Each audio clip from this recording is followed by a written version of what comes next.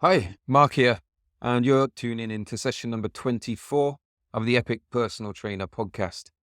Now, one of the best forms of marketing that any personal trainer can use, and I think pretty much all successful trainers already do use it, and that is content marketing.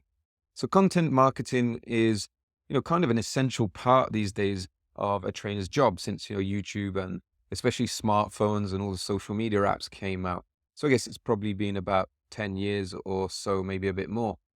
But in case you've been living under a rock, content marketing is the creation of content or information that helps to educate, motivate, make connections, and kind of try to position yourself in the industry in a certain way.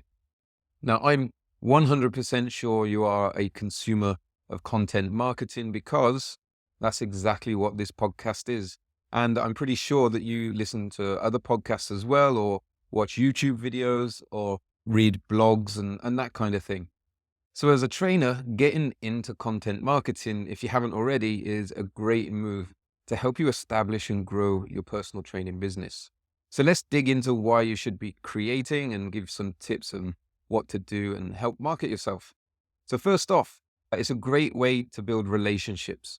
Potential clients, they're going to get to see you, they're going to learn to trust you and sample your way of doing things way before they even spend a penny with you.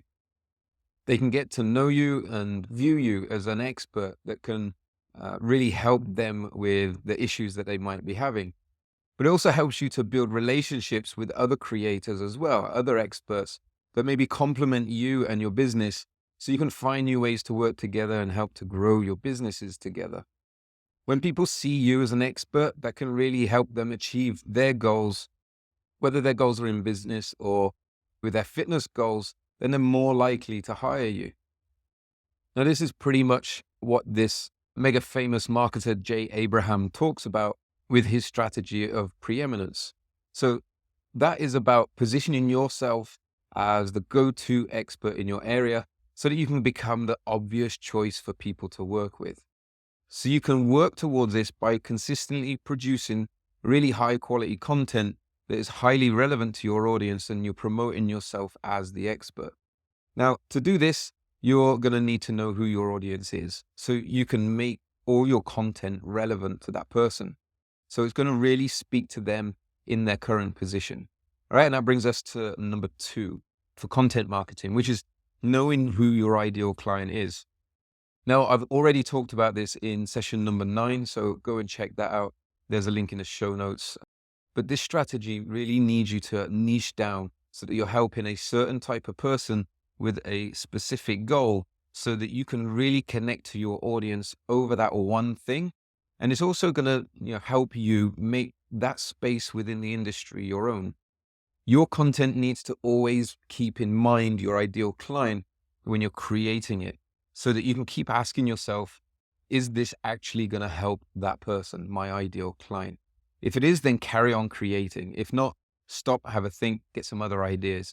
And if you're short on ideas, check out session number 22, where I give you 5 really cool ways to get content ideas. Now, the next thing on the list, number 3, is you deciding on your main platform to create and publish your content on. Now, there's only really 3 ways to create content. You have written, which is your blogs, your articles. You have your audio, which is mainly going to be your podcast. And then you have video, which, probably going to be posting on YouTube.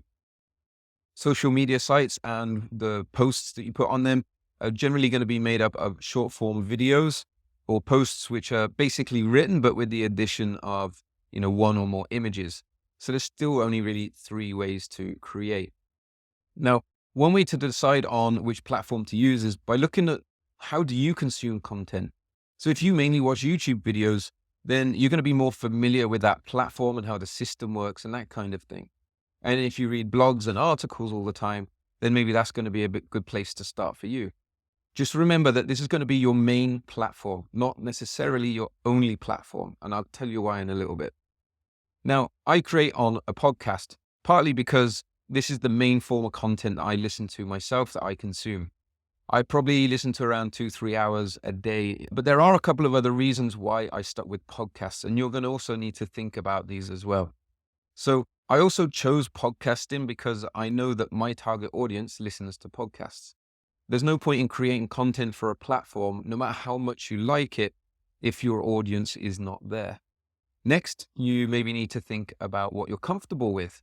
If you like watching YouTube videos and your audience is also watching YouTube videos, but you yourself are scared to death of appearing on camera, then maybe YouTube isn't for you.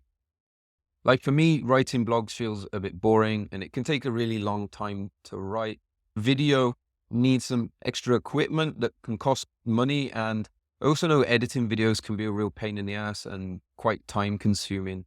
And, to do it well, it's a big learning curve as well. So for me, podcasting was the easiest to do. I already have a microphone. I was already pretty familiar with it. And my audience is already there, and podcasting is really quick too. So, if any of these things are missing, like with video, taking the time to edit everything can create more friction, and it might stop me from being consistent with my content. Now, a couple of minutes ago, I talked about having your main platform that you're going to create content for, and that this doesn't necessarily mean it's going to be your only platform that you're going to publish on. And this is because you can repurpose content so that it can be published on other platforms. So take YouTube video, for example. Once you've created that video, you can use that video and repurpose parts of it. You can take that additional content and post on other platforms. So you take your YouTube video, you can edit out smaller clips and repost these as YouTube shorts. You can post them as Instagram reels or TikTok videos. You can take screenshots and make Instagram posts or stories with a written caption. With the right type of video, you can even get it transcribed and have that posted as a blog. So from one video, you can get all this other kind of content for all these other types of platforms to spread out the work and spread your message. And these smaller pieces can all lead back to your main YouTube video on your main platform. This happens all the time in other ways. I've seen a series of blog posts get repurposed into a book, for example. Even with this podcast, I take out small sound bites, I add an audiogram, and I post it to Instagram stories, Instagram posts. You see when you see my post, that kind of image with the orange circle that moves with the sound. I get the full podcast episode, add an audiogram to it, and then the whole thing goes up on a YouTube channel. And finally, I take the transcription from the audio that I'm creating right now. I copy that text and I paste it to my website.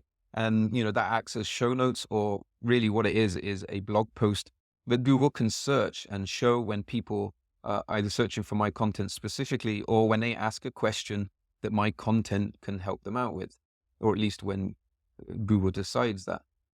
So all of this is actually really quick and easy to do. I use the script for all of that. I'll put a link to it in the show notes, and you can use that for audio or video content. Now, the last point, number 4, that I want to make, and the last thing you're going to need to do, and that is to kind of look at your results. All right. So by that, I mean, you're going to track the success of each piece of content you create so you can see what is working on different types of platforms and what topics are working with your audience and, what's not working with your audience. What type of content resonates with your audience the most? So from a high level, for example, if my YouTube video started to really outperform my podcast, maybe I would change my main platform and focus there more. But what's more likely, though, is what your content is about. The topics, the things you talk about that people are stuck with, the issues that they have. So, for example, do your people like more how-to types of content? Or do they like posts more when you're posting about your day and showing them the kind of behind-the-scenes type of content? So you can find out all this stuff using the analytics for each platform. So Instagram has its own analytics, so Facebook. So you can see the likes, the comments, the engagement, and all that's easily visible on these platforms. And if you've got a website or a blog, you can use Google Analytics. If you're on WordPress, you can install Google's Sitekit plugin that links to Google Analytics. And if you've got a podcast, podcasting hosting platforms show download numbers, listening numbers, sometimes how long a person listens to on average, as well as demographics like location, and even things like the most common devices used to listen to your podcast. Now, I'll give you a real life example. I used to post a link to Apple Podcasts actually when I shared an Instagram story promoting a new session. So people could listen there because, Apple Podcasts still is the biggest place people listen to podcasts to and search for podcasts. But on my analytics through my podcasting hosting, it showed me that most people are actually listening to this podcast on Spotify. So what I do now is I link to Spotify now that I know that it is more popular with you. So over time, you get to use all this different information to refine your message. One that works better and better, a message that works better with your audience and what they like and what they need. It's a message that will create better connections with your audience, helping you make a business that can grow more and more in the future. All right, so there you have it. That is today's session. Now, if this or any other session might help a friend, teammate, batchmate, share it with them and share it with me. Take a screenshot and tag me. My handle is at Mark Devaney on Instagram. And finally, I'm really excited to say that I now have a free community, totally free, a safe space where trainers can come and meet up, have a chat, get some ideas, share ideas, ask for feedback or advice, all that kind of stuff, with some more features coming along to it in the near future. So check out the show notes, check out the link and get yourself signed up. It's totally free and I hope to see you in there soon. All right, take it easy. I'll see you in the next session.